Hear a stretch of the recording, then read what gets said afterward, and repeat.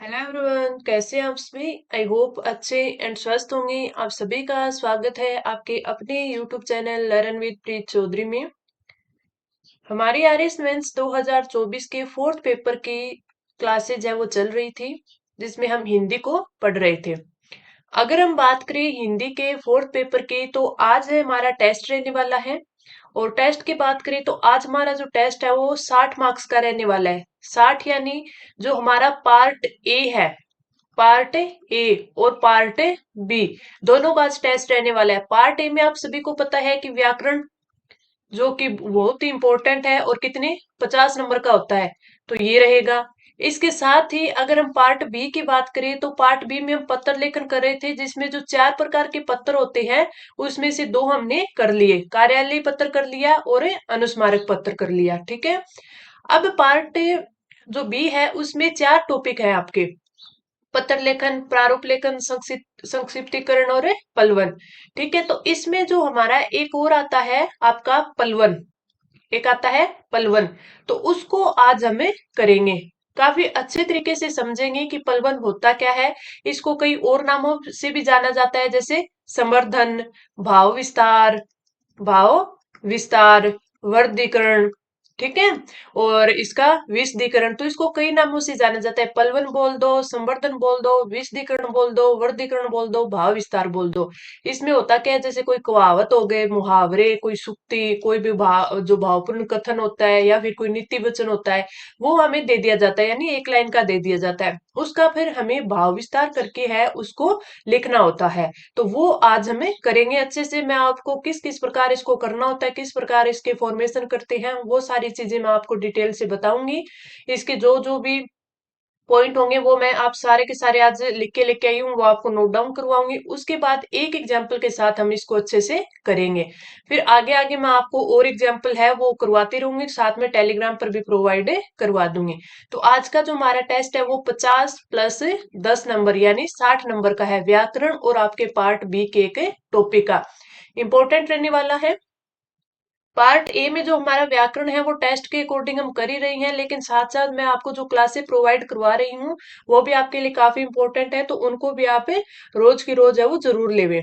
तो चलिए अब हम आज की क्लास है वो स्टार्ट करते हैं। हमारे पार्ट ए का फर्स्ट क्वेश्चन है, निम्नलिखित उपसर्गों के संयोग से दो दो शब्द है वो बनाइए। हमें उपसर्ग दिया हुआ है, उसके दो दो शब्द बनाने हैं। सबसे पहला उपसर्ग है अधि उपसर्ग। सबसे पहले इसका अर्थ जानते हैं। अर्थ होता है इसका ऊपर या अधिक। किसी भी चीज को जो हमें समझ नहीं आएगी, हम अर्थ नहीं समझेंगे, तो उसका फिर हम आगे आंसर करेंगे क्या। तो अधिक का अर्थ हो गया अधिक या ऊपर। अब हम इसके करते हैं शब्द लिखते हैं कि इससे कौन कौन से शब्द बनते हैं। जैसे आधिकारिक, क्या बनता है, आधिकारिक। आधिकारिक कैसे बना, इसमें अधिकार प्लस इक, अधिकार प्लस इक, यानी ये वो शब्द है जो कि प्रत्यय के प्रभाव से वृद्धि रूप होती हैं। ठीक है। जैसे हो गया अधिपत्य, जैसे क्या हो गया आधिपत्य। इसको हम तोड़े तो ये किससे बना है, अधि प्लस पत प्लस यह, प्रत्यय से। यह क्या है, प्रत्यय, तो इससे बना है अधि प्लस पत प्लस यह, आधिपत्य, आधिकारिक, अधिकार प्लस इक। कुछ संधि वाले शब्द होते हैं, जैसे व्यंजन संधि का हो गया अधिष्ठाता। क्या हो गया, अधिष्ठाता। अधिष्ठाता की बात करें तो अधिष्ठाता में क्या आ गया, अधि प्लस स्थाता, अधि प्लस स्थाता, स्थाता। इसकी जो संधि है वो कौन सी होगी, इसमें व्यंजन संधि होगी। कौन सी होगी, व्यंजन संधि होगी। दूसरे की ओर अगर हम बात करें तो जैसे अपन यण संधि की बात कर ले, तो यण संधि में कौन सा शब्द बन जाएगा, अध्ययन, अध्ययन। अध्ययन की बात करें तो इसमें क्या हो गया, अधि प्लस अयन, अधि प्लस अयन। और बात करें तो इससे और भी शब्द है वो बन सकते हैं। वो कौन कौन से बन सकते हैं, जैसे मैं आपको थोड़ा सा दिखा देती हूँ। अध्ययन हो गया, और अध्यापक हो गया, ये भी आपके किसका होगा, यण संधि का होगा, अध्यापक, अध्यापक। अध्यापक में अधि प्लस आ प्लस पक, और इसका कौन सा हो सकता है, अध्याय हो सकता है, अध्याय। अध्याय में कौन कौन सा होगा? अधि प्लस आए, अधि प्लस आए। ये मैं आपको पूरा का पूरा तोड़ तोड़ के इसलिए बता रही हूँ ताकि अगर ये संधि में भी आपके आते हैं तो संधि और उपसर्ग दोनों के दोनों टॉपिक आपके कवर हो रही है। अभी अगर ये संधि में आ सकता है तो आप इसका संधि विच्छेद करो, पर आपके प्रत्यय में आ सकता है, उपसर्ग में आता है। अब ये चीज देखिए, आधिपत्य है, आपके प्रत्यय में आ गया, यह प्रत्यय लगा है, ठीक है, आधिकारिक है, एक प्रत्यय लगा है। तो इन चीजों को आप जब भी करो तो एक साथ सारे टॉपिकों को लेके देखो आप, जिससे आपको अच्छे से समझ आएगा। हमने व्यंजन जो संधि है उसके शब्द देख लिए, हमने यण संधि के देख लिए। एक यण संधि का और देखते हैं, जैसे आपका होता है ना आदित्य का, आदित्य का, आदित्य का, इसमें क्या होता है? तेका, आदि प्लस तेका। ये तेका क्या होती है? जो ऊंचा जो पहाड़ होता है, पहाड़ के ऊपर की जो समतल भूमि होती है, कौन सी?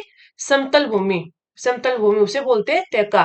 ठीक है, और भी हो सकते हैं जैसे अधिकरण, जैसे अधिकरण। तो ये सारे के सारे है आपके अधि उपसर्ग से बनने वाले शब्द, अधि उपसर्ग से बनने वाले शब्द। अधिष्ठाता, अधिष्ठान, अधि प्लस स्थान, अध्ययन, अध्यापक, और अधितेका, और अध्ययन ये मैंने आपको यहाँ पे लिख के दिखाई दिया, अधि प्लस अयन, अध्याय, अधि प्लस आए। तो ये सारे के सारे आपके अधि उपसर्ग से बनने वाले शब्द हैं, जिसका अर्थ होता है ऊपर या अधिक। अब हम चलते हैं हमारे अगले उपसर्ग पर। अगला उपसर्ग है उप उपसर्ग। उप उपसर्ग की बात करें तो सबसे पहले तो देखते हैं इसका अर्थ क्या होता है। तो इसका अर्थ होता है पास या छोटा। छोटा जैसे अपन बोलते हैं ना, उपराष्ट्रपति, राष्ट्रपति से छोटा हो गया, उप मुख्यमंत्री, उप प्रधानमंत्री, ठीक है, छोटा।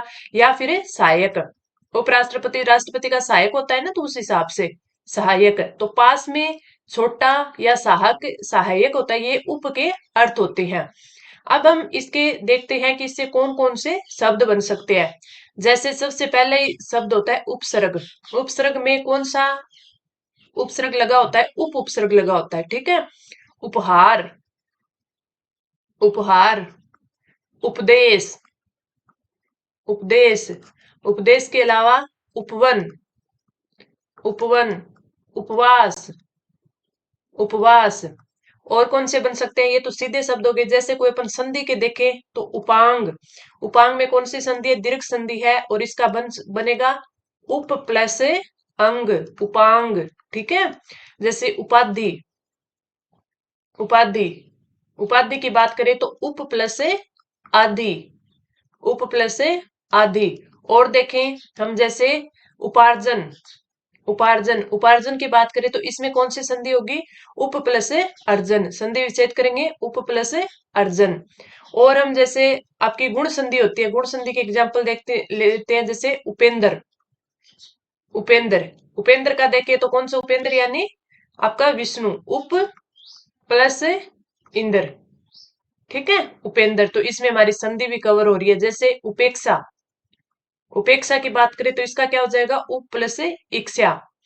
और एक जैसे उपास्य, उपास्य, उपास्य की देखें तो उपास्य से उप प्लस आस प्लस यह, उपास्य मतलब उपासना के योग्य, उपास्य मतलब उपासना के योग्य। तो मैंने प्रत्यय वाले भी बता दिए, सीधे उपसर्ग वाले बता दिए, संधि वाले भी बता दिए, चारों प्रकार मैंने इसके बता दिए आपको। दीर्घ संधि, गुण संधि भी संधि के रूप में किस प्रकार ये हो सकते हैं। तो ये इस प्रकार टॉपिक करने का फर्क क्या रहता है कि हमारा जो हम जो भी टॉपिक कर रहे हैं उसके साथ साथ हमारे सारे टॉपिक है वो कवर होते चले जाए, यानी रिवाइज भी होते रहे। आगे बढ़ते हैं। अगला हमारा अगला जो उपसर्ग आता है वो आता है अनुपसर्ग। अन के नीचे यहाँ पे हलंत है, अनुपसर्ग, ठीक है। अनुपसर्ग का अर्थ क्या होता है? अभाव। अनुपसर्ग का अर्थ होता है अभाव, या फिर रहित, या फिर रहित, अभाव और रहित। अब इसमें हम बात करें कि इससे बनने वाले शब्द, जैसे अनंग, इससे अनंग, अनंग कौन होता है? कामदेव। तो इसकी अगर देखें तो अन प्लस अंग, ठीक है, और अनंग कौन होता है? कामदेव, ठीक है। अगला देखिए, जैसे अनंतर, अनंतर यानी पीछे, ठीक है। और इसे अनुदार, और कौन सा बन सकता है? अनुदार। अब अनुदार को देखें तो इस ये अन प्लस उद और प्लस आर, प्लस आर। तो ये किससे बना है? अन प्लस उद प्लस आर है अनुदार, अनंतर। और कौन से शब्द बन सकते हैं? जैसे अनुर्वर, अनुर्वर। इसको तोड़े तो ये किससे बना है? अन प्लस उर्वर, अन प्लस उर्वर। अनादि, अनादि, अनादि किससे बना है? अन प्लस आदि, अनिच्छा, अनिच्छा। तो ये सारे के सारे वर्ड है आपके अन उपसर्ग से बनने वाले शब्द है। किससे? अन उपसर्ग से बनने वाले शब्द। तो हमने अन उपसर्ग का अर्थ होता है अभाव और रहित। उससे बनने वाले शब्द देख लिए, अनंग, अनुर्वर, ठीक है, अनादि, अनिच्छा, अनंतर, अनुदार। ठीक है, अब अगला आता है हमारा बर उपसर्ग। बर उपसर्ग की बात करें तो बर का अर्थ होता है पर, या बाहर, या फिर ऊपर। ठीक है, या फिर ऊपर। इसके अर्थ देख लिए, पर, बाहर, ऊपर। अब इससे बनने वाले शब्द देखते हैं। शब्द देखें तो जैसे बरकरार, बरे करार, बरकरार। और यहाँ पे जो नुक्ता लगता है बरकरार। इसके बाद में जैसे बर्खास्त, बरे खास्त, बर्दाश्त। बोलते हैं बर्दाश्त करने की हद होती है, बर्दाश्त। और क्या बन सकता है? बर्बाद, क्या बनेगा? बर्बाद। और बरवक्त, बरे वक्त। तो ये सारे के सारे आपके बर उपसर्ग से बनने वाले शब्द, बरकरार, बर्खास्त, बर्दाश्त, बर्बाद, बर वक्त। तो यहाँ पर हमारा जो उपसर्ग का क्वेश्चन है वो कंप्लीट होता है, जिसमें हमने 4 उपसर्ग करे। उन चारों उपसर्गों के पहले अर्थ देखे, फिर उससे बनने वाले शब्द देखे। अब हमारा जो क्वेश्चन आता है वो आता है प्रत्यय का। हमें 4 प्रत्यय दिए हुए हैं, चारों के हमें क्या क्या बोला है कि 2-2 शब्द हमें बनाने हैं। सबसे पहले हमें जो प्रत्यय दिया गया है वो दिया गया है नवीस। नवीस से बनने वाले शब्द देखते हैं हमें, जैसे अर्जिन विष। क्या देखते हैं? अर्जिन विष। अब इससे पता चल गया ना कि इसमें कौन सा मूल शब्द है। तो इसमें मूल शब्द है अर्जी। जब हम मूल शब्द को पहचान लेंगे तो हमारी हर चीज, चाहे उपसर्ग हो, संधि हो, या फिर हमारा प्रत्यय हो, बहुत ही इजी वे में हमें समझ आ जाएगा। तो इसमें क्या हो गया? अर्जिन, अर्जिन विष, यानी इसमें अर्जी आपका मूल शब्द है। अगला अगर देखें तो खबरन विष।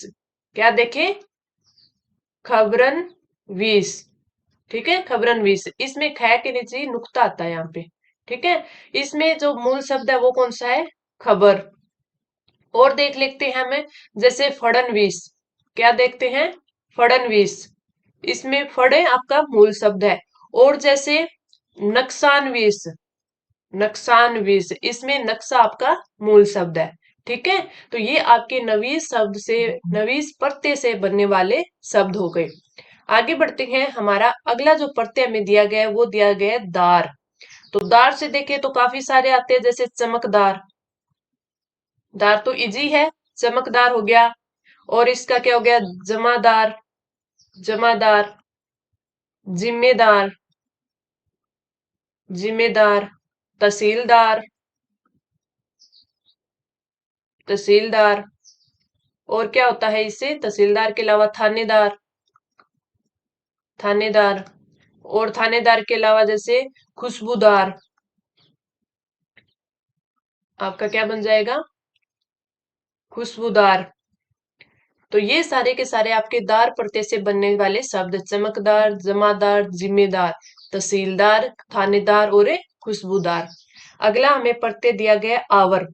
आवर प्रत्यय की बात करें तो इससे जो बनने वाले शब्द होंगे वो कौन सा हो गया? सबसे पहले जोरावर, जोरावर। इसमें जो मूल शब्द है वो कौन सा है?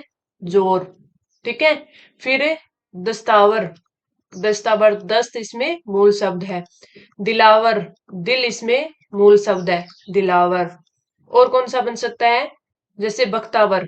तो इसमें बख्त है वो क्या हो गया? इसका मूल शब्द हो गया। तो इससे बनने वाले शब्द जोरावर, दस्तावर, दिलावर और बख्तावर। अगला जो हमारा प्रत्यय है वो है ए प्रत्यय।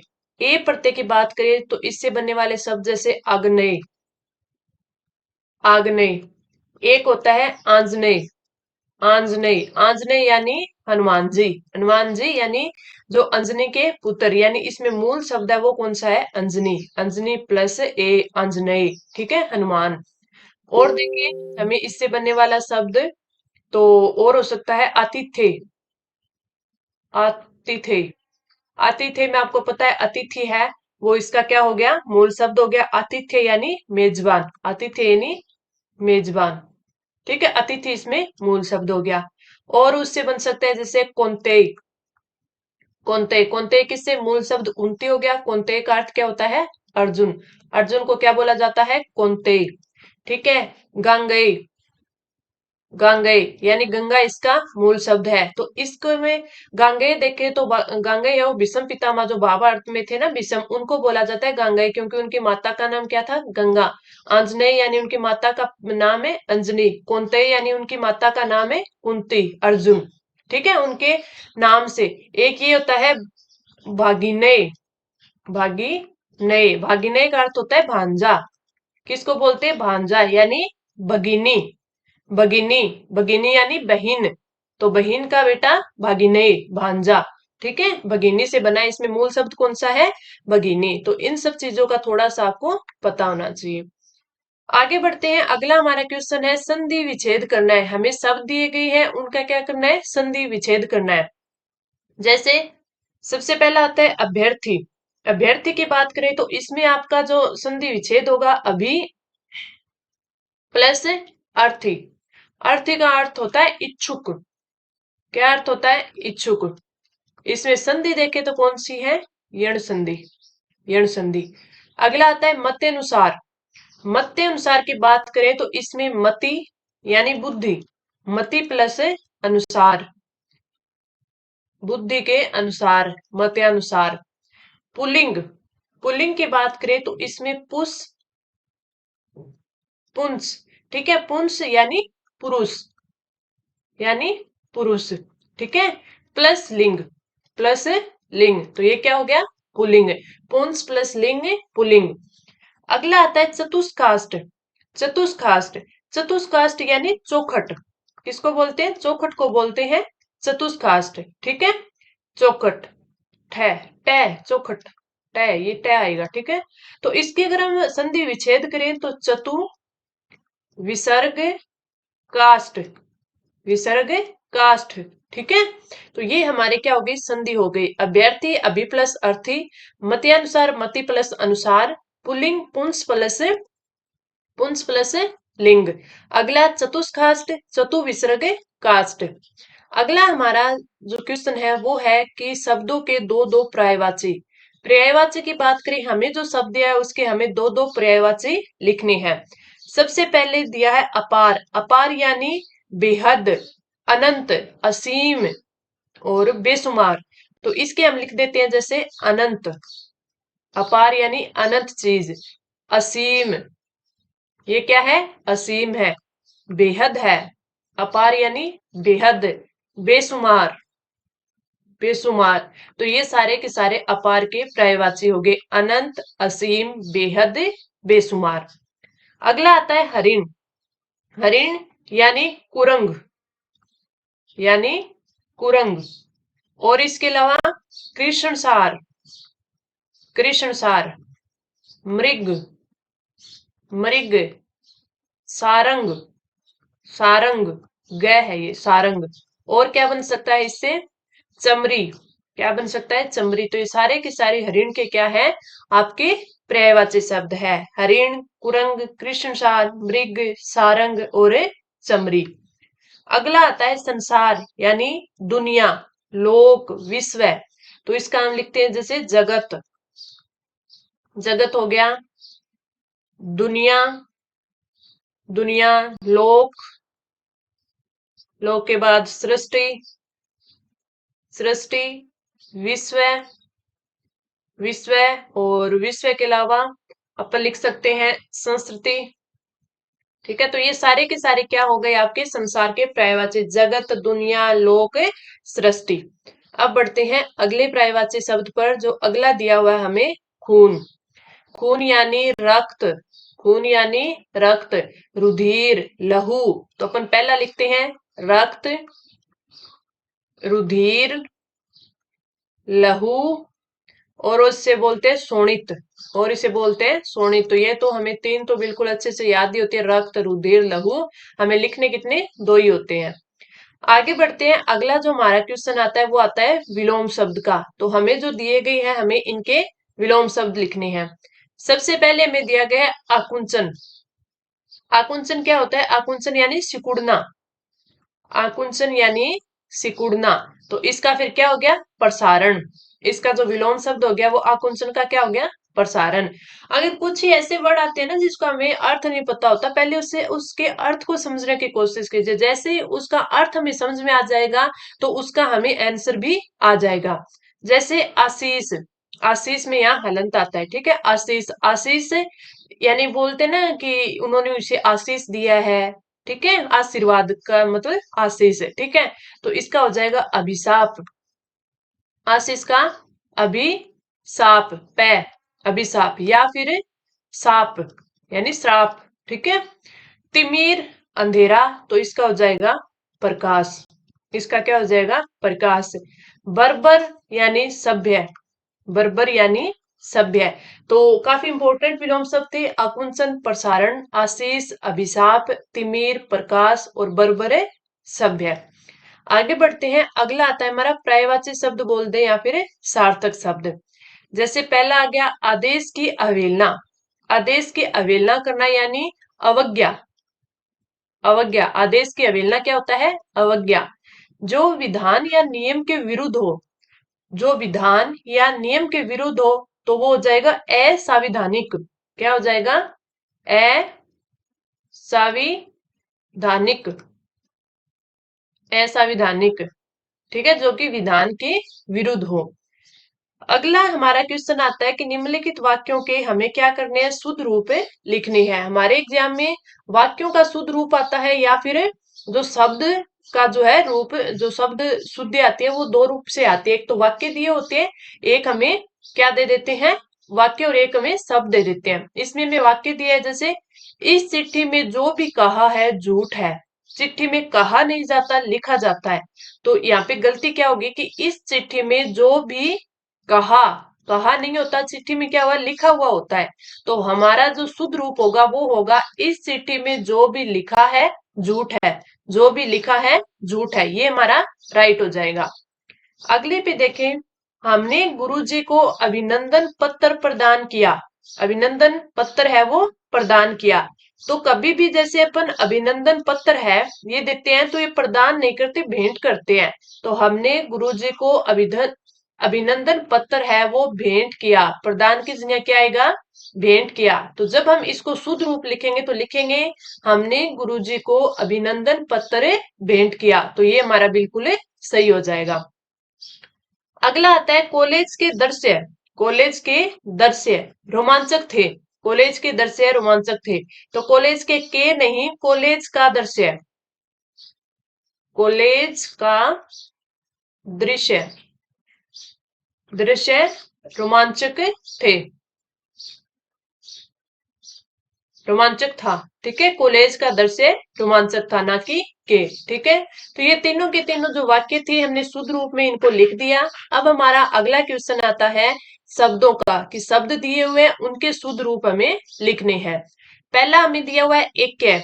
तो ऐक्य लिखते हैं तो एस से नहीं लिखा जाता, ऐक्य में ए ऊपर मात्रा आती है। ऐक्य, ऐक्य यानी एकता, ऐक्य यानी एकता। अगला आता है कंगा। कंगा नहीं होता है, कंघा होता है, घ आता है कंघा, ठीक है। तिलांजलि। तिलांजलि, तिलांजलि यानी त्यागना। क्या अर्थ क्या होता है? त्यागना, त्यागना। इसमें अगर हम देखें तो इसमें आपके तिलांजलि, ये जो टाइपिंग में है बिल्कुल सही लिखा गया आपका तिलांजलि। बाकी इसमें ये तो इसने सही लिख दिया, अशुद्ध रूप इसमें लिखा जाता है तिलांजलि। बड़ी जो लै पर जो मात्रा है ना ये दे देते हैं, तो ये आपका बिल्कुल सही लिखा हुआ है, सही है। तिलांजलि में जो लै पर जो मात्रा आती है वो छोटी ही आती है। आगे बढ़ते हैं। हमारा अगला क्वेश्चन तनख्वाह। तनख्वाह यानी वेतन, यानी सैलरी। तो जो तनख्वाह नहीं होती है क्या होती है? तनख्वाह होती है। त न आधा ख वा, तनख्वाह, ठीक है। उस इसके ख के नीचे वो नुक्ता लगता है यहाँ पे, ठीक है। तो ये क्या हो गया? तनख्वाह नहीं होता, तनख्वाह होता है। अगला आता है ज्येष्ठ। ज्येष्ठ नहीं होता, ये क्या होता है? ये होता है ज्येष्ठ। ज्येष्ठ यानी बड़ा, ज्येष्ठ यानी बड़ा, बड़ा। तो ये हमने व्याकरण के सारे क्वेश्चन है वो कंप्लीट कर दिए हैं। यानी हमने जो हिंदी का जो हमारा पार्ट फर्स्ट आता है, पार्ट ए होता है, ये हमने कर लिया 50 नंबर का। अब हम आगे बढ़ते हैं, अगला हमारा आता है पार्ट बी। पार्ट बी में आज हम क्या करेंगे, मैंने आपको बताया था कि आज हम पलवन करेंगे। पलवन जिसको क्या बोलते हैं, संवर्धन बोल देते हैं, या विशदीकरण बोल देते हैं, और वर्गीकरण बोल देते हैं, भाव विस्तार बोलते हैं। इसके अलग अलग इसके नाम है, जो भी आप देखें। तो पलवन देखते हैं हम, ठीक है। अब हम आज है वो पार्ट बी का पलवन देखेंगे। सबसे पहले देखते हैं पलवन होता क्या है। पलवन है वो कहावत हो गए, कोई मुहावरा, सूक्ति, भावार्थ, कथन, भावार्थपूर्ण कथन, नीति वचन को सरल भाषा में विस्तार के साथ लिखना पलवन कहलाता है। यानी हमारे एग्जाम होगा तो उसमें कोई भी एक लाइन की कहावत दे देंगे जिसको हमें विस्तार से समझाना होगा, कोई भी मुहावरा दे देंगे, कोई भी सूक्ति आ जाएगी। तो इस प्रकार हमें जो वो लाइन आती है उसको बोलते हैं पलवन। तो उसके भाव विस्तार के साथ लिखना है, वो क्या कहलाएगा, पलवन हो जाएगा। अब इसने बता दिया कि पलवन को विशदीकरण, वर्गीकरण, संवर्धन, भाव विस्तार आदि नामों से जाना जाता है। पलवन का जो शब्द है वो पल्लव से बना है, जिसका अर्थ क्या होता है, पत्ते, जो कि हम पर्यायवाची शब्द में पढ़ते ही हैं। एक बात लिखी गई है कि जिस प्रकार पत्ते एक पेड़ को पूर्ण रूपेण आच्छादित कर देते हैं लेकिन उसके तने को नहीं ढक पाते, उसी प्रकार पलवन में जिस संक्षिप्त गुढ़ पंक्ति का भाव विस्तार करना होता है उसे मूल तत्व को नहीं छोड़ते। यानी बात ये है कि अपन को कोई लाइन दी गई है, ठीक है, कोई भी मुहावरा, लोकोक्ति, कुछ भी दिया गया है, तो हमें जब उसका संक्षिप्त भाव विस्तार करना, तो उस जो संक्षिप्त जो पंक्ति दी गई है उसका भाव विस्तार करना है, तो जो उसका मूल तत्व होता है उसको नहीं छोड़ना। कहीं हम उसका विस्तार करते करते कहीं और ही चले गए तो वो चीजें हमें नहीं करनी होती है। उसी लाइन से संबंधित है, हमें उसका विस्तार है वो करना होता है। आगे बढ़े, आगे इनके बारे में, पलवन के बारे में जानते हैं। तो इसने बोला है कि हमें जिस पंक्ति का पलवन करना है उसे ध्यानपूर्वक पढ़कर उसके अर्थ को भली भांति समझना है। मैं आपको हर चीज बोलती हूँ, पलवन की जरूरी नहीं है, चाहे व्याकरण में भी चाहे कुछ चीज करें, कुछ भी चीज करें, व्याकरण हो या कुछ और हो, ठीक है। तो उसमें जब तक हम उस चीज का, उस शब्द का जब तक अर्थ नहीं समझेंगे, जब तक उस चीज का अर्थ नहीं समझेंगे, पता नहीं होगा कि ये क्या चीज है, हम उसका आंसर कभी दे ही नहीं पाएंगे। तो पहले उस चीज का अर्थ समझना होता है। तो ये बोला है कि जो भी हमें पंक्ति दी गई है उसको पहले हमें भली भांति समझना होगा कि ये बोल क्या रहा है, उसके बाद ही हमें उस चीज के बारे में हमने नहीं पढ़ा हो, लेकिन जब हम उसका अर्थ समझ गए, जब हम उसका अर्थ समझ गए तो उसको अच्छे प्रकार हमें लिख पाएंगे। ऐसी स्थिति में उक्त कथन को खोलकर उदाहरण देते हुए इस तरह स्पष्ट करना होता है कि वह संक्षिप्त गुढ़ कथन सभी को सरलता से समझ में आ जाए। कई कई बार अपन बातें करते हैं तो बातें करते करते में कोई मुहावरा या लोकोक्ति बोल जाते हैं, ठीक है, तो वो आगे वाले को समझ नहीं आता। लेकिन हमें इस प्रकार उस चीज का विस्तार करना है कि वो जो पढ़े, एग्जामिनर पढ़े, पढ़ती हुई उसे समझ आ जाए कि हाँ, इसने किस प्रकार लिखा है। वर्गीकरण की बात करें तो इसके 4 भाग होते हैं। सबसे पहले संदर्भ, प्रसंग और व्याख्या, और एक विशेष, ठीक है। किसी सुसंगीत एवं गुढ़ विचार या भाव के विस्तार को पलवन कहते हैं, ठीक है, ये हम समझ ही गए। अथवा किसी सुक्ति या गुढ़ विचार वाले वाक्य के मूल भाव का तर्क संगत शैली में विभिन्न उदाहरणों द्वारा किया गया विस्तार ही पलवन है। अब ये तो बात हम समझ गए कि जब हमें कोई एक लाइन दी गई है उसको हमें 100 से 150 शब्दों में लिखना होगा। 100 से 150 शब्दों में हमें लिखना होगा, तो वो एक ही लाइन तो हम लिख नहीं सकते। हम उसको कई सारे उदाहरण देंगे, कई सारे उदाहरण देंगे, उस चीज को विस्तार से समझाएंगे, तभी हम उसको इतने शब्दों में लिख पाएंगे। तो इसने यही बोला है कि जो हमें विचार, जो वाक्य में दिया गया है, उसको मूल भाव से जोड़ते हुए कई सारे उदाहरणों से उसको विस्तार करेंगे, उसी चीज को पलवन कहते हैं। तो ये समझा रहा है कि कहीं हमें कोई उदाहरण देना होगा, कहीं हमें किसी कवि की पंक्ति लिखनी होगी, कहीं हमें संस्कृत का श्लोक लिखना होगा। अब ये देखिए, पलवन और विद्वानों के बारे में यह उक्ति प्रचलित है, जो केरा के पात में पात है, त्यों चतुरन की बात बात में बात है। यानी जब हम जो लाइन लिख रहे हैं उस लाइन की बात में ही एक बात और छिपी हुई है, ठीक है। तो उसी चीज में के बोला जाता है, जो विद्वान होते हैं उनकी एक बात में 100 अर्थ होते हैं, ठीक है। तो उन 100 अर्थों को ही हमें समझाना है और 100 से 150 वर्ड बनाने हैं। इसके कुछ और पॉइंट है जो आवश्यक बिंदु के बारे में दिए हुए थे, उनको हम पढ़ लेते हैं। जैसे पहला है कि दिए गए कथन को ध्यान से पढ़ना है, उसके अर्थ को समझना है, सरल भाषा में विस्तार करना है। भाषा है वो सरल और सुबोध यानी पठनीय होनी चाहिए, यानी आगे वाले को समझ में आनी चाहिए। मूल भाव को स्पष्ट करने के लिए उदाहरण है वो आवश्यकता अनुसार नकारात्मक उद्धरणा को भी प्रयोग करना है। यानी जब हम उदाहरण लेते हैं तो आवश्यकता के अनुसार नेगेटिव और पॉजिटिव दोनों पहलुओं में लेके चलनी है। अगला इन्होंने बताया है कि मूल भाव का विस्तार क्रमानुसार एक या दो अनुच्छेद में लिखा जाना चाहिए, आवश्यकता अनुसार इनकी संख्या बढ़ाई जा सकती है। यानी मूल विस्तार एक या दो अनुच्छेद में यानी पैराग्राफ में। ठीक है। वर्गीकरण में पंक्ति का संदर्भ या प्रसंग देने की आवश्यकता नहीं होती है, ये सिर्फ व्याख्या के अंग होते हैं। ठीक है। वर्गीकरण के अर्थ को समझने के लिए सिर्फ व्याख्या ही की जाती है, यानी ये है कि उसका संदर्भ देने की जरूरत नहीं होती, बस उसकी व्याख्या हमें करनी होगी। वर्गीकरण में अनावश्यक विस्तार से बचना चाहिए, अर्थात अनावश्यक उदाहरणों से अपने ज्ञान का प्रदर्शन नहीं करना। ये बहुत ही इंपॉर्टेंट चीज है, ये सारे अपने दिमाग में नोट कर लेना कि जब भी हम पलवन लिखते हैं तो एक तो हमें मान लीजिए कि हमें जो पंक्ति दी गई है, जो भी लोकोक्ति मुहावरा कोई भी भावपूर्ण जो पंक्ति हमें दी गई है, कोई भी नीति वचन दिया गया है, वो हमें समझ ही नहीं आ रहा है, समझ ही नहीं आ रहा है, फिर भी हम उसमें अनर्गल बातें लिख रहे हैं। ठीक है, वो समझ नहीं आ रहा है, ऐसे ही उसका 100-50 शब्द लिख रहे हैं, तो ऐसा नहीं लिखना चाहिए। अगर बिल्कुल भी नहीं आए तो इसको छोड़ ही देना चाहिए। ठीक है। लेकिन ये है कि छोड़ने वाली नौबत आई नहीं, हम इतनी तैयारी करेंगे। तो इसमें ये बात इन्होंने बताई है कि अनावश्यक कुछ भी नहीं लिखना चाहिए। ठीक है। अनावश्यक लिखोगे तो आपके नंबर है और कटने के डर रहते हैं कि फिर वो ये सोचेगा नहीं इसने तो गप्पे लगा रखी है, गप लगा रखा है। तो ठीक है, तो फिर आगे वाले क्वेश्चन पे भी उसका इफेक्ट पड़ता है। तो हमें ना तो कोई ऐसे उदाहरण देने हैं जो कि अनावश्यक हो, और ना ही हमें ऐसा कोई विस्तार करना है।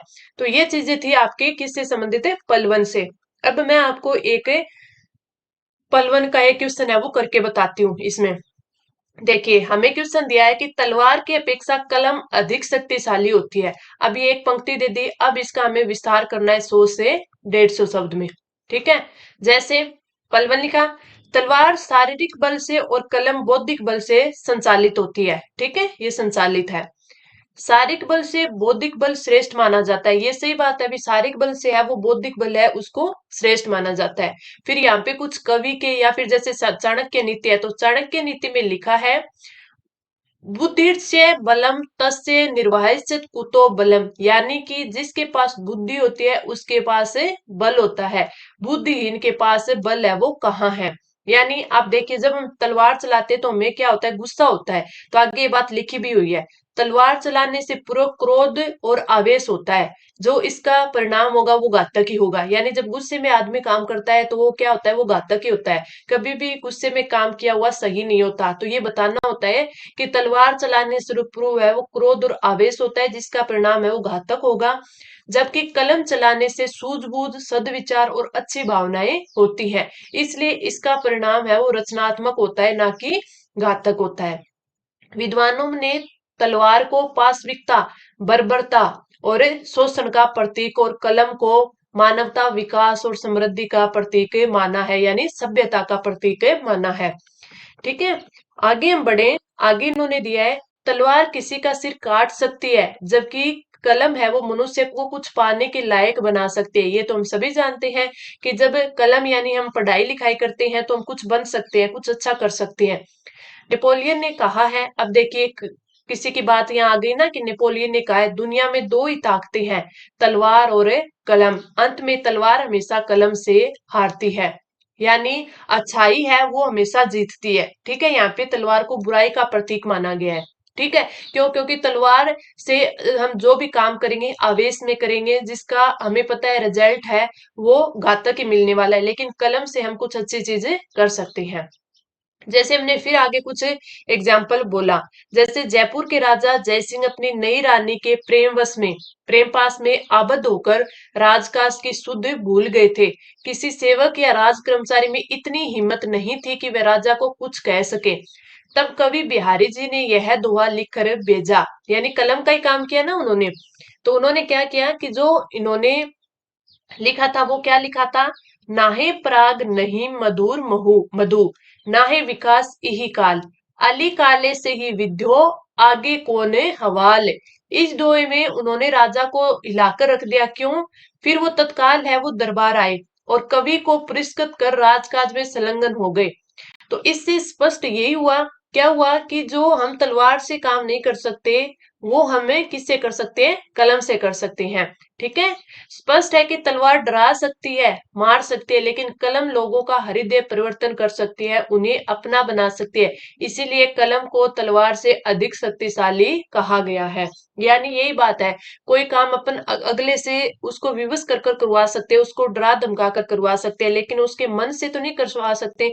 मन से वो तभी करेगा जब वो हमारी फीलिंग समझेगा, हम जो बोल रहे हैं उसको समझा पाएंगे अच्छे से, तब उसका हृदय परिवर्तन कर पाएंगे। अब कई बार हम ऐसे ऐसे लाइनें, क्यूटोस, दोहा पढ़ लेते हैं, ठीक है, पंक्तियां पढ़ लेते हैं, जिससे हमें खुद ही मन में होता है कि हाँ ये सही बोला है इसने, सही लिखा है, ठीक है। लेकिन कभी भी ऐसे कुछ चीजें हैं वो कोई भी जैसे नेगेटिव वेव्स में आती है तो उसको हम हमारे मन में नहीं लगता, यानी कोई भी क्रोध में, आवेश में जो चीजें समझाई जाती है वो नहीं होता। लेकिन हाँ, कोई छोटी सी चीज है वो अच्छे से हमें समझाए तो उसको हमें समझ लेते हैं। तो इसी प्रकार आप इस एग्जाम्पल से समझ पाए कि आपको किस प्रकार है वो लिखना है। हमें एक छोटी सी चीज दी गई, इसमें हमने एक जयपुर के राजा है उसकी क्या ली, उसका एक एग्जाम्पल ले लिया, ठीक है। इसमें हमने एक चाणक्य नीति का ले लिया, ठीक है। एक दो चीजें जैसे नेपोलियन था इसका ले लिया। तो इस प्रकार हमें कई सारी चीजों की प्रैक्टिस करेंगे तो बहुत ही अच्छे से हमें याद आने लग जाएगा, बहुत अच्छे से हम उसको कर पाएंगे। अब जैसे नेपोलियन वाला है, इसमें काम आ गया, इससे रिलेटेड कोई और पंक्ति आ गई जिसमें हमें लगता है कि हाँ उसकी बात थी वो सही थी, तो वो कुछ हम इस चीज, ये चीज जरूरी नहीं कि इसी आपके पंक्ति वाले या इसी क्वेश्चन में उस चीज को लिख पाए, उसको अलग और क्वेश्चंस में भी लिख पाते, लेकिन उसके लिए हमें उसका अर्थ है वो समझना पड़ेगा। तो ये आपका क्या था, पलवन था, जो कि मैंने पहले इसके बारे में बताया कि हमें क्या क्या चीज ध्यान रखनी है, इसमें क्या क्या होता है, कैसे इसको समझना है, फिर कैसे इसको लिखना है। आई होप आपको अच्छे से समझ आया होगा। कुछ भी आपकी क्वेरी रहती है तो आप है मुझे नीचे कमेंट करके पूछ सकते हैं। इसके एग्जाम्पल है, मैं और भी टेस्टों में एक दो करवाऊंगी आपको, और बाकी मैं आपको टेलीग्राम पर प्रोवाइड करवाती रहूंगी। तो चलिए अब मिलते हैं अगली क्लास में। धन्यवाद।